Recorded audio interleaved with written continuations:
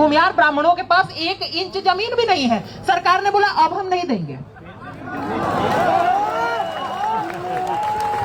लाठी खाने वालों में सबसे आगे प्रशांत किशोर के साथ हम भी खड़े थे। सवाल ये है कि गरीबी का उन्मूलन करना है, सही बात है। ऐतिहासिक रूप से पिछड़ों लोगों को राष्ट्रपति जितना आगे बैठा देना है, ये भी सही बात है। लेकिन जाति के आधार पर देख करके बैठाइएगा, आर्थिक आधार पर देख करके नहीं बैठाइएगा, ये कैसी बात होती है। हर्ष दुबे गरीब होकर के भी ब्राह्मण के रूप में अगड़े मान लिए जाएंगे। आदित्य राज सिंह गरीब होकर के भी दिल्ली आने का पैसा भले नहीं होगा, लोन लेकर के आएंगे, लेकिन फिर भी अमीर मान लिए जाएंगे। ऑटो में बैठ के आएंगे, संपन्न सवर्ण मान लिए जाएंगे, लेकिन राष्ट्रपति द्रौपदी मुर्मू के बच्चों को आईएएस के एग्जाम में आरक्षण दे दिया जाएगा। ये व्यवस्था चल रही है, या मजाक चल रहा है? भाई मेरा एक अंतिम सवाल है, मान लेते हैं 5000 साल तक शोषण हो ही रहा था, मैं मान लेता हूं।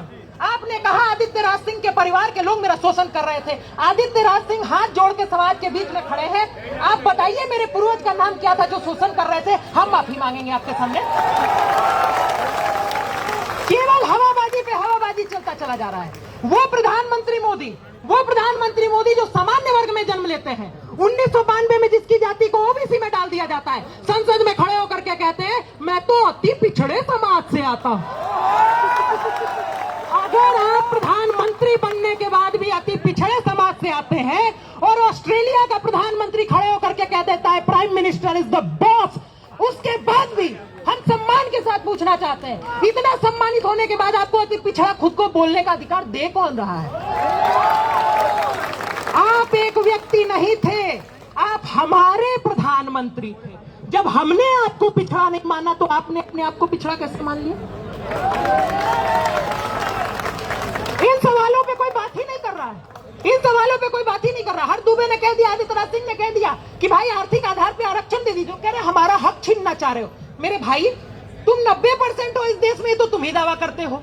तो अगर आदित्य राज सिंह और हर दुबे कह रहे हैं कि 50% आरक्षण तुम आर्थिक आधार पे दे ही दो, तो रेशियो के हिसाब से भी 80% तुम्ही को मिलेगा। तो हमको मिल रहा है कि तुम्ही को ज्यादा मिलने वाला है। अभी तो आईएएस नाडावी के परिवार वाले पूरा लेके चले जा रहे हैं, वो तुमको सही लगता है? इन सवालों पे कोई बात ही नहीं करना चाहता। लेकिन अभी मैं इतना बोल रहा हूं, इसके बाद कहा जाएगा कि ये तो जातिवादी शोषक है, यूजीसी का कानून कहता है। इसके ऊपर भी आवाज होनी चाहिए थी, पहुंचनी चाहिए। दिल्ली में बैठे हुए हैं हम लोग। सरकार कहती है किसी ने अपनी माई का दूध नहीं पिया है। ये एनडीए की सरकार है, आरक्षण कोई हटवा के नहीं देख सकता, आरक्षण पे बात नहीं कर सकता। तो आदित्य राज सिंह अपने पूर्वजों के योगदान की सौगंध खा के कहते हैं 1 महीने पहले दूध मुंह बच्चों ने हलक में हाथ डाल के इस्तीफा निकाल दिया। 1 महीने पहले। प्रधानमंत्री जी, आप इस देश के सबसे बेहतरीन प्रधानमंत्रियों में से एक हो सकते हैं, इस बात में कोई सवाल नहीं है। लेकिन एक बात ध्यान रखिएगा, शोहरत की बुलंदी भी पल भर का तमाशा है। जिस डाल पे बैठे वो टूट भी सकती है। ध्यान रहे, एक छोटी सी मांग को लेकर के हम लोग यहाँ आए हैं। हमारा देश है। आप कह रहे हैं 5000 साल तक तुम ही राजा हुआ करते थे। आपने कहा देश महत्वपूर्ण है, हमने कहा 550 रियासतें ले लो, लेकिन देश नहीं टूटना चाहिए। हमने कहा मेरे भाई, एक सीट जो तुमको आरक्षण में लोकसभा में मिल जाती है, वो छोड़ के किसी गरीब दलित को दे दो। तुम कहते हो नहीं, वो हम नहीं दे पाएंगे। ये कौन सा लोकतंत्र है? ये कौन सा मजाक आप लोगों ने इस देश की व्यवस्था का बना रखा है? ये अधिकार आपको हम भी नहीं दे सकते, क्योंकि हमारे पूर्वज इस देश के शासक हुआ करते थे। हमारे अंदर भी शासकों वाला खून है। आपका शोषण नहीं होना चाहिए। और अगर शोषण करना होता तो आचार्य चाणक्य ने खुले तौर पे कह दिया था पाटलिपुत्र में कि जो हाथ शस्त्र चलाना सिखा सकते हैं वो सर काट भी सकते हैं। उसके बाद भी, इस पे ताली नहीं बजाना था, उसके बाद भी एक धनानंद को उतार के पिछड़े समाज के चंद्रगुप्त मौर्य को बैठाया था। अखंड भारत का पहला राजा आचार्य चाणक्य भी हो सकते थे। यह समझने की जरूरत है। हमने इस देश के लिए त्याग किया है। और जब कहा जाता है कि आप अपने नाम से आदित्य त्यागी हटा दीजिए, नहीं हटा सकते हैं मेरे भाई। उसी वजह से जीते हैं। मौलिक कर्तव्य कहता है अपने देश की संस्कृति विरासत पर गर्व करना आपका कर्तव्य है। ध्यान रखिएगा, किसी को घमंड नहीं होना चाहिए। इंदिरा जी को हुआ था, Indira is India, India is Indira, तोड़ दिया गया। हमारे आपके पूर्वज ही वहां भी मौजूद थे। दलितों ने कहा हमारा शोषण हुआ है, आरक्षण दे दो। पंडित नेहरू पंडित हुआ करते थे, बोले ले जाओ, तुम्हारा शोषण नहीं होना चाहिए। तुमने कहा पिछड़ों का भी हुआ, उन्हें क्यों नहीं मिलेगा? बीपी सिंह ने कहा क्यों नहीं मिलेगा, जाओ लेके चले जाओ, तुमको मिलना चाहिए।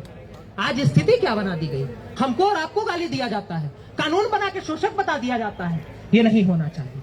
सरकार की गलतफहमियां दूर होनी चाहिए। श्रद्धेय अटल बिहारी वाजपेयी जी ने एक बात कही थी, एक कह के अपनी बात समाप्त करता हूं, क्योंकि आदित्य राज सिंह महत्वपूर्ण हो सकते हैं, लेकिन उससे ज्यादा महत्वपूर्ण ये श्रद्धेय अटल बिहारी वाजपेयी ने कभी कहा था कि कभी थे अकेले हुए आज इतने, नहीं तब डरे तो भला अब डरेंगे।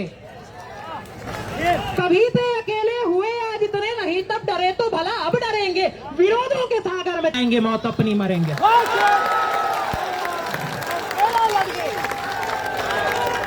लिया हाथ में ध्वज कभी ना झुकेगा, लिया हाथ में ध्वज कभी ना झुकेगा, कदम बढ़ गया है अभी ना रुकेगा, न सूरज के सम्मुख अंधेरा टिकेगा।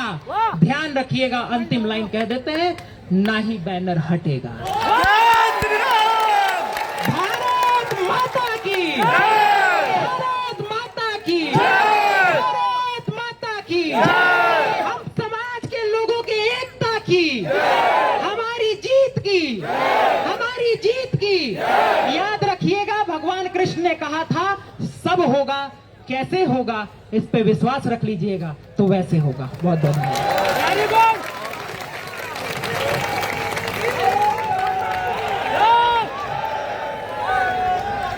भारत माता की, भारत माता की। वंदे वंदे वंदे। तो